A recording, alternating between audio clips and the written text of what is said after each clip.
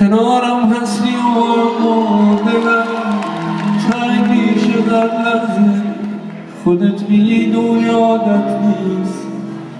فقط دوست داشتن منزل کنارم هستی و بازم بهونه هامو میگیرم میگم با چقدر سر نمیون دستاتو میگیرم یه وقت تنها ندی جایی که از تنهایی میمیرم از اینجا تا دم درم بری یک شوره میگیرم فقط تو فکر این عشقم تو فکر بودن با هم و حال پیش من باش برم سرگرم کنیش